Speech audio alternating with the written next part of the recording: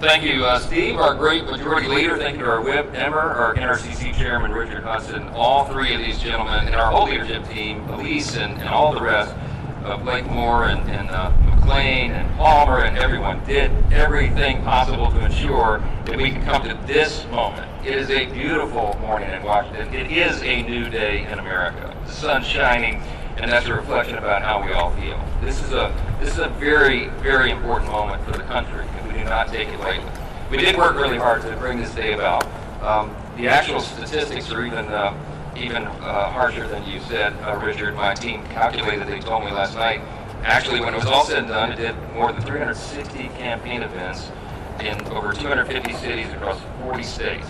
And I logged enough miles to circumnavigate the globe 5.5 times. But it was worth it. It was worth it. And we got extraordinary candidates. We flipped blue seats to red as we planned, and we kept this majority. We expected the majority will be larger than last time. We still have a number of races outstanding, but we're very optimistic about those. And we are looking forward to governing in unified government beginning in January.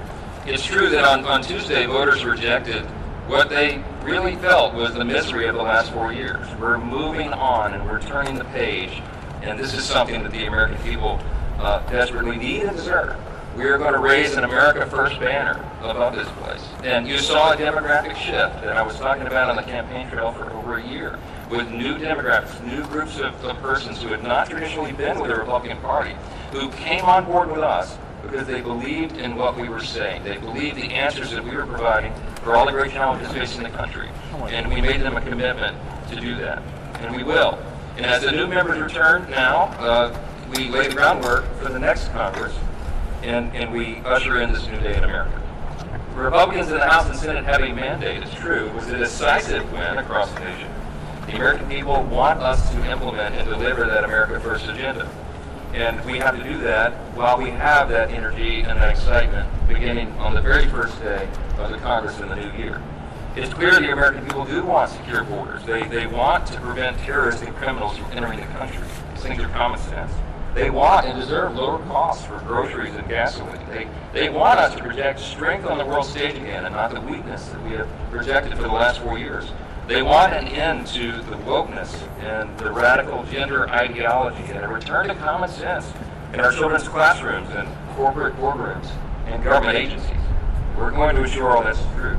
This leadership will hit the ground running to deliver President Trump's agenda in the 119th Congress, and we will work closely with him and his administration to turn this country around and unleash, as he says, a new golden age in America. That's not a campaign slogan. We believe that is true. We believe in our hearts that America's best days are ahead of us.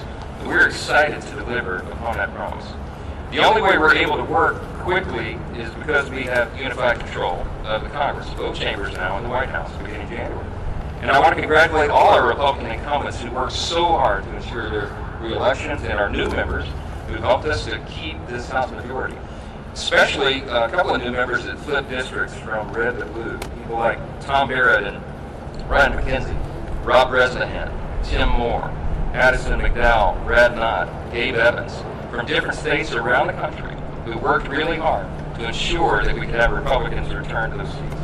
And we have an amazing group of freshman members who are going to join our conference, the Patriots who are already here and who are ready to implement this agenda on day one.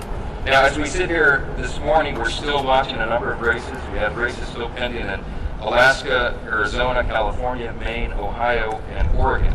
And we're going to ensure that every single legal vote is counted in those races. So while we're completing the work of this Congress, we're shifting gears and preparing for the next Congress. We're also still in campaign mode in some sense and awaiting the final outcome of these races.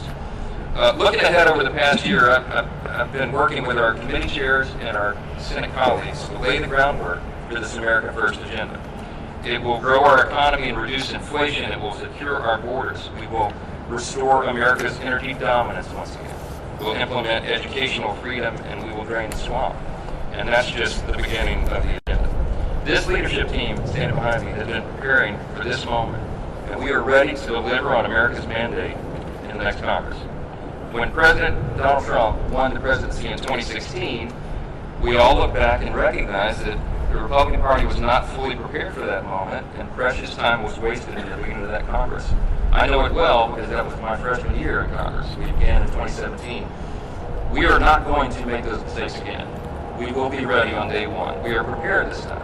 And as we wind down the 118th Congress, we'll be ready to take the ball and run full speed in the 119th Congress that begins in January. With that, if you have a few questions, we have them. Mr. Speaker. Chad. With Waltz and Stefanik leaving here, this was released last night about this. You guys alluded to it. You're kind of on the edge as to how many seats you can lose. And you communicated with the administration to say, look, we're going to be right on the edge. We have people who are out sick every day. We can't move these things if you take any more members from the House. Yes. President Trump and I have talked about this multiple times a day for the last several days. We have an embarrassment of riches. We have a really talented Republican conference. We've got really competent, capable people here.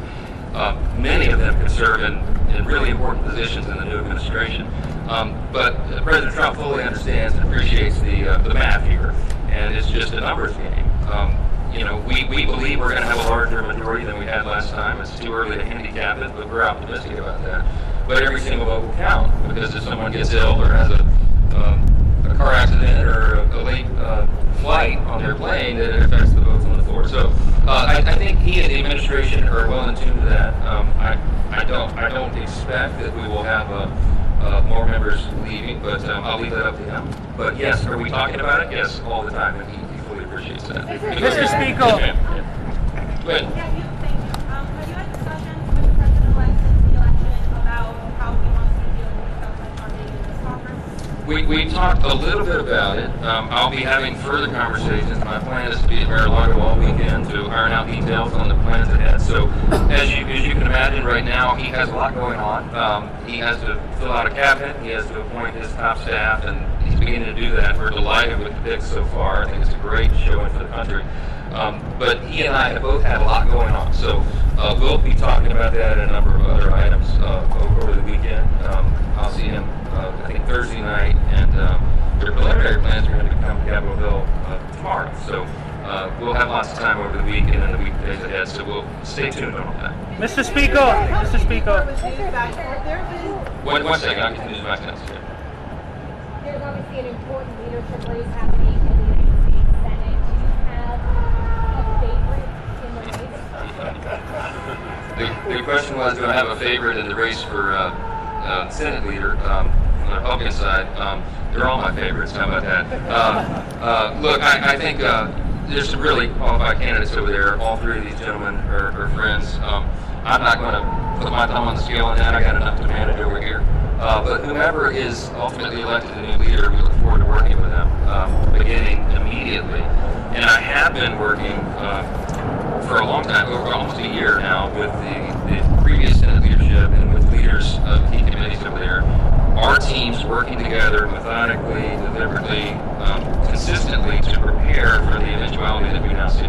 We really believed it wasn't just, oh, they were making fun of the speaker, oh, his sunny optimism, he thinks he's going to win. I really believed from day one, I believed it in my heart that we would win unified government. I knew that the people were disgusted really with the direction of the country. I was feeling it as I was going out traveling around the country. I mean, I went coast to coast, north, south, east, west. That energy was out there. I don't think the polling was fully measuring that. And I was gauging that off my own observation everywhere I went in the country. So this was not a surprise to us, and we've been prepared for it, and we look forward to whomever's elected leader to go forward. Speaker, have there been discussions about the use of reconciliation to push forward the forthcoming budget bills? Yes, we have been talking for almost a year about the use of budget reconciliation as a method to achieving some of the desired ends. We have to fix everything. I told President Trump many times, and we've all discussed, we believe we could be the most consequential Congress in the modern era, and he the most consequential president, because we quite literally have to fix almost every metric of public policy. Everything is a mess, everything. So the budget reconciliation process is a very efficient means to solving a lot of that, everything related to the budget, spending, and all the rest, regulatory reform. So we have lots of very specific plans to kind of do that, and the details of that will come together in the coming weeks. Mr. Speaker. Mr. Speaker, since you raised this, can you tell us a little bit more about what you expect from the president-elect visit coming here to the Hill? You know, what's on the agenda? Well, I'll say the tentative. I didn't intend to break this as news this morning, but since I said it, I invited President Trump is going to meet with President Biden at the White House, and so it was suggested. In fact, I think he said it first before I did, but that he wanted to come and visit with House Republicans. So we're working out the details of him gathering with us potentially tomorrow morning before he goes to the White House, and that would be a great meeting and a moment for all of us. There's a lot of excitement, a lot of energy here. We're really grateful for President Trump leaving it all on the field to get reelected. He quite literally did. I mean, I think they scheduled him almost every hour of every day for months on end.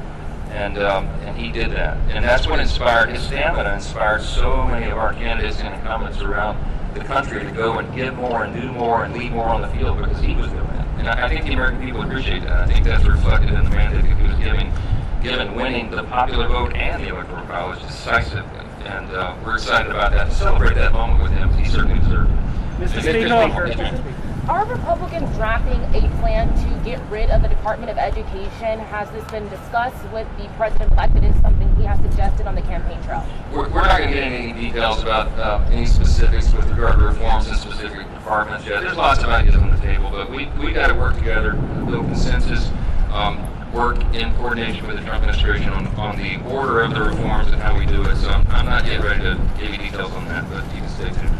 Maybe one more. Mr. Speaker. You were very concerned about non-citizen voting.